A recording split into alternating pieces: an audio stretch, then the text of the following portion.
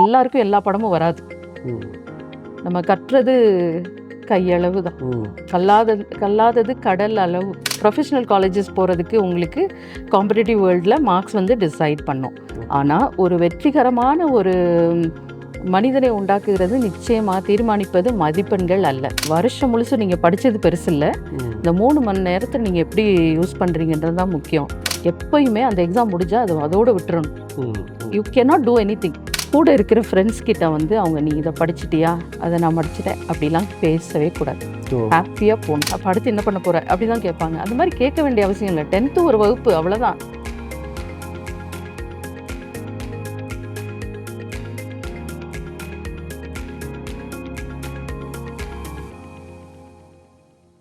Ma'am, உங்களிடத்தில் முதலாவது கேள்வி என்னவென்றால், இந்த தேர்வின் போது டியூரிங் எக்ஸாம்ஸ், தேர்வுக்கு முந்தைய நாள் இரவு மாணவர்கள் என்ன செய்ய வேண்டும்? What they need to do before the exam? முதல்ல நான் சொல்லணும்னா, தேர்வுக்கு முந்தின இரவில் நல்லா தூங்கினவங்க. அண்ட் ஆல்சோ அவங்க வந்து அதுக்குரிய அந்த ஸ்டேஷ்னரியை எடுத்து வச்சிடணும். அந்த நாளைக்கு முந்தின நாள் வந்து இப்போ என்ன தேர்வு, கணக்கு தேர்வுனா அதுக்குரிய காரியங்களை வந்து பென்சில், ஸ்கேல் எல்லாமே அதுக்கு முந்தின நாள் ஆயத்தம் பண்ணி வச்சிடணும். அதுக்கப்புறம் நல்லா அவங்க வந்து முந்தின நாள் வந்து நைட்டு வந்து ப்ராப்பராக சாப்பிட்ருக்கணும். அது சாப்பிட்டா தான் அவங்களுக்கு வந்து அடுத்த நாள் வந்து நேரத்துக்கு அவங்களால எழுந்திருக்க முடியும். அதுக்கப்புறமேட்டு எக்ஸாம் போக முடியும். அடுத்த கேள்வி, தேர்வு அறைக்குள் நுழைவு முன்பதாக அவங்க என்னென்ன காரியத்தை கவனிக்கணும் இன்சைட் த எக்ஸாம் ஹால்? அவங்க வந்து இப்போ காலையில் எந்திரிச்சிட்டாங்க, அவங்களுடைய திங்ஸ் எல்லாம் எடுத்துகிட்டு போகிறாங்க. ஆக்சுவலாக காலையில் எழுந்த உடனே ஒரு சின்ன ஜபம் அவங்க பண்ண வேண்டியது இருக்கும். காலையில் எந்திரிச்சு அவங்க ப்ரிப்பேர் பண்ண ஒரு நல்ல ஒரு ஜபம் ஒன்று பண்ணிட்டு, அடுத்தது என்ன பண்ணணும்னா அவங்க வந்து ஒரு ப்ரீவியஸ் டே பண்ண அந்த கீ பாயிண்ட்ஸ் இருந்ததுன்னா அதை எடுத்து ஒரு வாசிச்சுக்கலாம். காலையில் அதிகாலையில் எழுந்துடணும், அதை பண்ணணும். அடுத்து நல்லபடியாக அவங்க வந்து பிரேக்ஃபாஸ்ட் சாப்பிட்டுட்டு தான் எக்ஸாம் போகணும். சாப்பிடாமலோ இதெல்லாம் போனால் அவங்களால அந்த படித்த பாடத்தை வந்து அவங்க நினைவு கொண்டு வந்து எழுத முடியாது, கம்ப்ளீட்டாக அதை செய்ய முடியாது. ஸோ பிரேக்ஃபாஸ்ட் சாப்பிட்டு ஒரு காம் மைண்டோடு தான் ஹாலுக்குள்ளே போகணும்.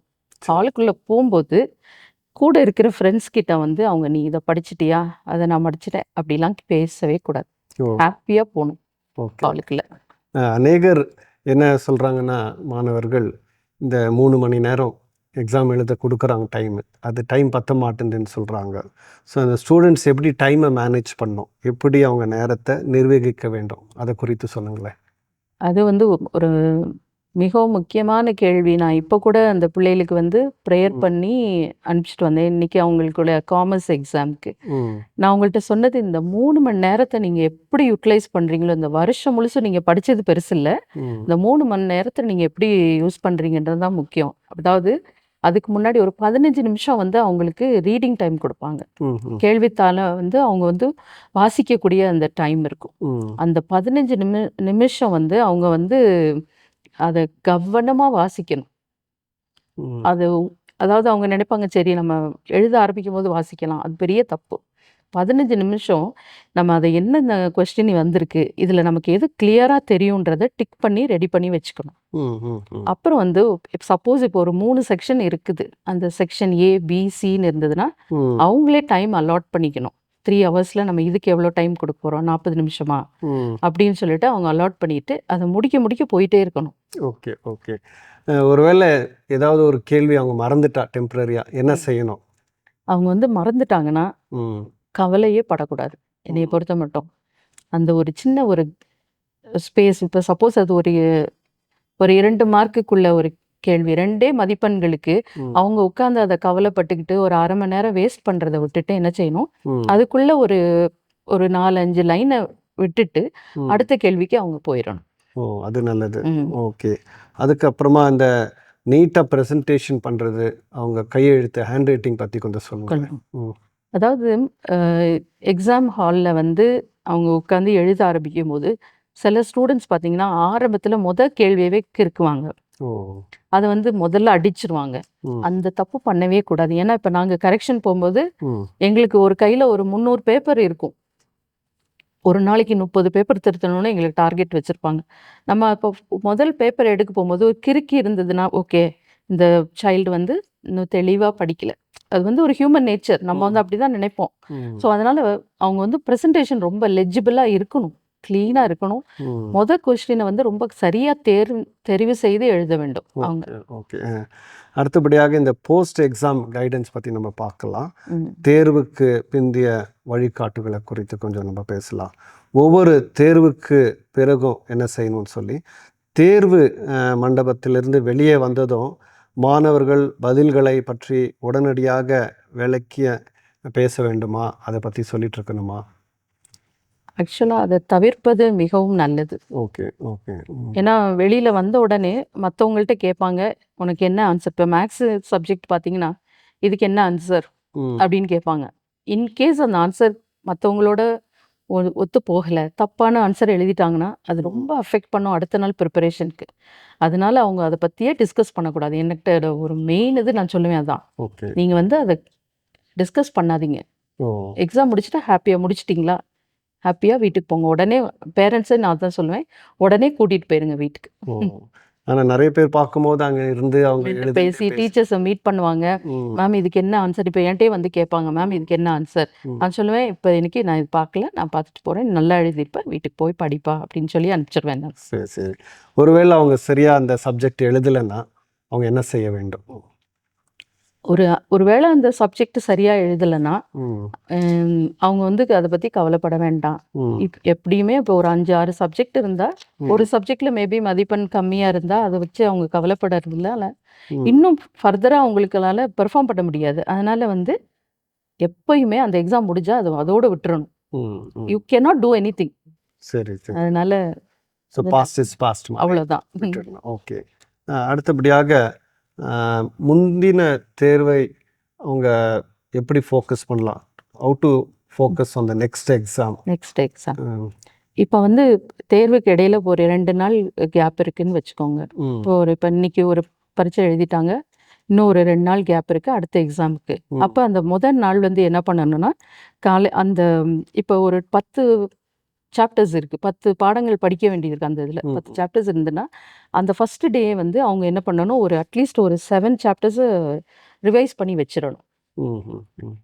அதை கொஞ்சம் கொஞ்சமாக ரிவைஸ் பண்ணி வச்சுட்டு, எப்படியுமே படித்து முடிச்சிருப்பாங்க, ரிவைஸ் பண்ணி புது சாப்டர் அப்போ படிக்கக்கூடாது.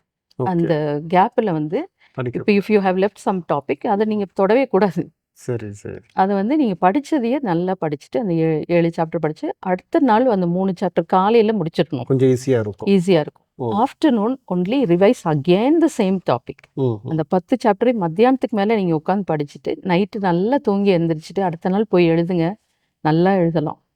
Okay okay. நிறைய பேர் என்ன நினைக்கிறாங்க, நைட்டெல்லாம் படிச்சுட்டு நைட்டு படிக்கிறது அந்த எக்ஸாமுக்கு முந்தின நாள் நைட்டு வந்து நீங்கள் நல்லா தூங்கினா தான் அடுத்த நாள் எக்ஸாம் எழுத முடியும். ஏன்னா மென்டலி நம்மளால அவ்வளோ இது பண்ண முடியாது, நல்லா திங்க் பண்ண முடியாது. Okay okay. You need ample rest. That is very important the previous day. அடுத்த கேள்வி, ஆஃப்டர் ஃபினிஷிங் ஆல் எக்ஸாம்ஸ், இந்த எல்லா தேர்வுகளுக்கு பிறகு என்ன செய்யணும்னு சொல்லி, தேர்வுகளுக்கு பிறகு மாணவர்கள் தங்கள் நேரத்தை எவ்வாறு பயன்படுத்த வேண்டும்? How to utilise the time after exams? இப்போ அவங்க வந்து ஒரு 10th-லேருந்து 11th போகிறாங்க அப்படின்னா, இப்போ என்ன குரூப் எடுக்கிறாங்க? சப்போஸ் இப்போ வந்து நம்ம 10th to 11th வந்து அவங்க அவ்வளோ ஒரி பண்ண வேண்டியது இல்லை, they can relax actually. Okay. ஆனால் 12th லீவில் வந்து அவங்க கொஞ்சம் ஃபோக்கஸ் பண்ணணும். ஏன்னா எந்த காலேஜுக்கு போகிறோம், என்ன கோர்ஸ் எடுக்கிறோம். இப்போ முந்தி மாதிரி கிடையாது, ஒரு கோர்ஸில் 2 இன்ஜினியரிங் மட்டும்தான். இப்போ வந்து நிறைய வாய்ப்புகள் இருக்குது, பலவிதமான ஒரு பிரிவுகள் இருக்குது. இன்ஜினியரிங்ல எடுத்துக்கிட்டிங்கனாலும் நிறைய கோர்சஸ் இருக்குது இப்போ. அதனால இந்த கோர்ஸ் தான் படிக்க போகிறோம் அப்படின்லாம் நம்ம நினைக்காம, சப்போஸ் இப்போ அவங்க ரொம்ப இன்ட்ரெஸ்டடாக கம்ப்யூட்டரில் இருந்தாங்கன்னா அதில் ரிலேட்டடாக ஒரு சர்டிஃபிகேஷன் கோர்ஸ் படிக்கலாம். இல்லைன்னா இந்த சிஇடி மாதிரி எக்ஸாமுக்கு அவங்க ப்ரிப்பேர் பண்ணாங்கன்னா அதில் டைம் ஸ்பெண்ட் பண்ணலாம். ஆனால் ரொம்ப போய் வந்து நான் இப்படி தான் படிக்கணும், இப்படி தான் இருக்கணும்னு என்னை பொறுத்த மட்டும் அவங்க இருக்க வேண்டியது இல்லை. பிகாஸ் 12th வரைக்கும் கரெக்டாக படிச்சிருந்தாங்கன்னா 90%, 95க்கு ஆல்ரெடி படித்து பிடிச்சிருந்தாங்கன்னா any exam they can crack. அதில் போய் ரொம்ப டென்ஷன் ஆகிக்கிற அளவுக்கு அவசியம் இல்லைன்னு சொல்கிறேன் நான். சரி சரி சரி, அருமையாக சொன்னீங்க. அடுத்த கேள்வி, இந்த எதிர்பார்க்கப்படும் மதிப்பெண்கள் அது வருமானு சொல்லி மீண்டும் மீண்டும் கணக்கு போட்டு பார்த்துட்டே இருப்பாங்க சில மாணவர்கள். They'll be like calculating the marks, expected marks. அது செய்யலாமா செய்யக்கூடாதா? ஆஸ் அ டீச்சர் நான் வந்து மார்க் வந்து நீங்கள் பார்க்காதீங்கன்னு சொல்லக்கூடாது. ஆனால் நான் சொல்லுவேன். ஏன்னா மார்க் மட்டும் வாழ்க்கை இல்லை பிள்ளைங்களே, நீங்கள் அதை நினச்சிக்கணும். நிறைய விஷயங்கள் இருக்குது அப்பார்ட் ஃப்ரம் மார்க்ஸ். ஏன்னா உங்களுக்கு மதிப்பெண்கள் மட்டும்தான் உங்களை பெரிய இடத்துக்கு கொண்டு போகணும்னு கிடையாது. நிறைய உங்களுடைய குணாதிசயங்கள், நீங்கள் நல்ல பிள்ளைகளாக இருக்கணும், அதெல்லாம் யோசிச்சு பாருங்கள். அதில் கொஞ்சம் இன்வெஸ்ட் பண்ணுங்கள், மற்றவங்களுக்கு ஹெல்ப் பண்ணலாம். ஸோ நீங்கள் மார்க் போட்டு போட்டு பார்க்குறது பெரிய தப்பு என்னை பொறுத்த மட்டும். ஓகே. அடுத்தபடியாக முடிவுகளுக்காக காத்திருக்கும் போது பதட்டம் இல்லாமல் எப்படி அவங்க மாணவர்கள் அவங்க டென்ஷன்ஸ் எல்லாம் அதை விட்டுட்டு எப்படி அவங்க ஃப்யூச்சரை ஃபோக்கஸ் பண்ணலாம்? ஆக்சுவலாக என்னை பொறுத்த மட்டும் மாணவர்களுக்கு வந்து முடிவை பொறுத்து ஒரு அச்சம் இருக்காது. நாங்கள் பார்த்ததில் பேரண்ட்ஸ் வந்து அதை வந்து பிள்ளைகள் மேலே திணிக்கிறாங்க. மாணவர்கள் மேலே திணிக்கிறது வந்து பேரண்ட்ஸ் தான். அதனால் பெற்றோர்கள் வந்து அதை நீங்கள் கேஷுவலாக அவங்கள வீட்டில் வந்து நீ இது பண்ணலாம், அவங்களே மென்டலி அவங்கள வந்து ப்ரிப்பேர் பண்ணணும். சரிப்பா, என்ன கோர்ஸ்னாலும் நம்ம பார்த்துக்கலாம், எவ்வளோ மார்க்குனாலும் பார்த்துக்கலாம், அடுத்த கோர்ஸ் அதுக்கேற்ற மாதிரி எடுத்துக்கலாம், நீ எதுக்கும் கவலைப்படாத, we are there to help you அப்படின்னு சொல்லிட்டு ஒரு மோட்டிவேட் பண்ணிட்டாங்கன்னா அந்த ஃபேமிலியே ரொம்ப ஹாப்பியாக இருக்கும். ஏன்னா நீ எவ்வளோ மார்க் வாங்கிடுவியா, உன்னை இந்த காலேஜில் போட்டுறணுமா, அந்த காலேஜில் போட்டுறணுமா, பாரு உனக்கு அப்படிலாம் நம்ம பேசவே, நெகட்டிவான காரியங்கள், அதாவது எதிர்மறையான காரியங்களை குறைச்சி நம்ம நேர்மறையான காரியங்களே பிள்ளைகள்கிட்ட பேசும்போது அந்த பிள்ளைங்களும் ரொம்ப ஒரு சந்தோஷமான ஒரு என்வாயன்மெண்ட்டில் வீட்டில் வளருவாங்க. ஸோ பெற்றோருங்க நல்ல ஒரு என்கரேஜ்மெண்ட் அவங்க தான் கொடுக்கணும். சரி சரி. பிள்ளைங்களுக்கு பொதுவாக அந்த பதட்டம் இருக்காது. அந்த பதட்டத்தை திணிக்கிறது வந்து சரௌண்டிங் தான், அவங்களோட ரிலேட்டிவ்ஸ் எல்லாரும். நீ யார் வீட்டுக்கு போனீங்களா, ஓ நீ 10th அப்போ அடுத்து என்ன பண்ண போற அப்படி தான் கேட்பாங்க. அந்த மாதிரி கேட்க வேண்டிய அவசியம் இல்லை. 10th ஒரு வகுப்பு, அவ்வளோதான், அது படிக்கட்டுமே அவங்க. சரி சரி சரி, அருமையாக சொன்னீங்க. அடுத்தபடியாக ஆஃப்டர் ரிசல்ட்ஸ் ஆர் அனௌன்ஸ்ட், இந்த முடிவுகள் அறிவிக்கப்பட்ட பிறகு என்ன செய்யலாம்னு சொல்லி, எதிர்பார்த்ததை விட மதிப்பெண்கள் குறைவாக இருந்தால் மாணவர்கள் ஏமாற்றத்தை எவ்வாறு கையாள வேண்டும்? How they should handle disappointments if expected marks are low? ஆக்சுவலாக எனக்கு தெரிஞ்ச ஒரு ப்ரொஃபஸர், அவர் வந்து ஒரு பர்டிகுலர் சப்ஜெக்டில் ஃபெயில் ஆயிட்டார். அதாவது ஒரு மேக்ஸ் தான் அவரோட சப்ஜெக்ட், மேத்ஸில் ஃபெயில் ஆகி, அதனால் அவர் கவலையப்படலை. அதே சப்ஜெக்டை திருப்பி எடுத்து படித்து அண்ட் அதுலேயே போஸ்ட் கிராஜுவேஷன் எல்லாம் முடித்து ஒரு கல்லூரிக்கு முதல்வராக வரைக்கும் வந்தாங்க. ஸோ அதனால் இந்த படத்தில் குறைச்சி எடுத்துட்டோம் அப்படின்னு சொல்லிட்டு நம்ம கவலைப்படக்கூடாது. நம்ம வந்து என்ன செய்யணும்னா, ஓகே உனக்கு நல்ல படம் எது நல்லா பிடிக்குது, சப்போஸ் உனக்கு மேக்ஸ் வரல, இங்கிலீஷில் எடுத்து படிங்க, இல்லைன்னா இன்னொரு கன்னடாவோ ஹிந்தியோ ஏதோ லாங்குவேஜில் படிக்கலாம். அதனால் அதை பற்றி கவலைப்பட வேண்டிய அவசியமே கிடையாது. ஏன்னா எல்லாருக்கும் எல்லா படமும் வராது. நம்ம கற்றது கையளவு தான், கல்லாதது கடல் அளவு. ஸோ நிறைய இருக்குது படிக்கிறது உலகத்தில். ஸோ இது வந்து ஒரு சின்ன ஒரு துளி தான் நம்ம படிக்கிறதுன்னு சொல்லி நம்ம சொல்லணும் பிள்ளைகளுக்கு. கண்டிப்பாக. சுவாமி விவேகானந்தா கூட ஏதோ ஒரு பழமொழி சொல்லியிருக்கார், from womb to tomb keeps லேர்னிங்னு சொல்லி, சாகிற வரைக்கும் கற்றுக்கொண்டே தான் இருக்கிறோம். சரி சரி சரி. அடுத்த கேள்வி, எதிர்பார்த்ததை விட குறைவான மதிப்பெண்களை பெற்ற குழந்தைகளின் பெற்றோருக்கு நீங்கள் என்ன அறிவுரை சொல்ல விரும்புகிறீங்க? அந்த பெற்றோர் என்ன செய்யணும்னா, அந்த மார்க் ஷீட்டில் அவன் என்ன சப்ஜெக்ட் நிறைய மார்க் எடுத்திருக்கான்னு பாருங்க. அந்த பாடத்தில் அவனை படிக்கிறதுக்கு அவனை கூப்பிட்டு கேளுங்க, நீ என்ன படிக்கிற அப்படின்னு சொல்லிட்டு, உனக்கு என்ன பிரியம்பா அப்படின்னு சொல்லிட்டு அவன்கிட்ட விட்டிங்கன்னா உங்கள் வீட்டில் அந்த ஒரு ப்ரெஷர் போடுற இதே இருக்காது. அவன் வந்து ஆட்டோமேட்டிக்காக நல்லா படிக்க ஆரம்பிச்சிருவான், அந்த பாடத்தில் தெரியும். அதனால் பேரண்ட்ஸ் வந்து நீங்கள் பசங்கள்கிட்ட நீங்கள் பேசணும், பிள்ளைகள்கிட்ட நீங்கள் பேசி உனக்கு என்ன பாடம் பிடிக்குது, இதில் சரி இது குறைவாயிடுச்சு, நீ இதே படிக்கிறியா இல்லைன்னா வேற பாடம் படிக்கிறியான்னு கேட்கணும். நிச்சயமாக அவங்களுக்கு ஏதாவது ஒரு பாடம் ரொம்ப பிடிக்கும், படிக்கிற அளவுக்கு இருக்கும், அதை எடுத்து படிக்க வைக்கலாமே. Okay okay. அடுத்தபடியாக தேர்வு மதிப்பெண்கள் ஒரு மாணவரின் எதிர்காலத்தை உண்மையிலேயே தீர்மானிக்கிறதா? டஸ் மார்க்ஸ் டிசைட் அ ஸ்டூடெண்ட்ஸ் ஃபியூச்சர்? இது ஒரு கஷ்டமான கேள்வி தான். ஏன்னா நான் உண்மையை சொல்ல போனால் இது தீர்மானிக்காது. இன்னொரு உண்மை இருக்கு, ஆனால் தீர்மானிக்கும். ஏன்னா ப்ரொஃபஷனல் காலேஜஸ் போகிறதுக்கு உங்களுக்கு காம்படிட்டிவ் வேர்ல்டில் மார்க்ஸ் வந்து டிசைட் பண்ணும். ஆனால் ஒரு வெற்றிகரமான ஒரு மனிதனை உண்டாக்குகிறது நிச்சயமாக தீர்மானிப்பது மதிப்பெண்கள் அல்ல. ஓகே, மதிப்பெண்கள் குறைவாக எடுத்து கூட ஒரு மனுஷன் வந்து வாழ்க்கையில் வெற்றிகரமாக வாழ முடியும் அப்படின்னு தான் நான் நினைக்கிறேன்.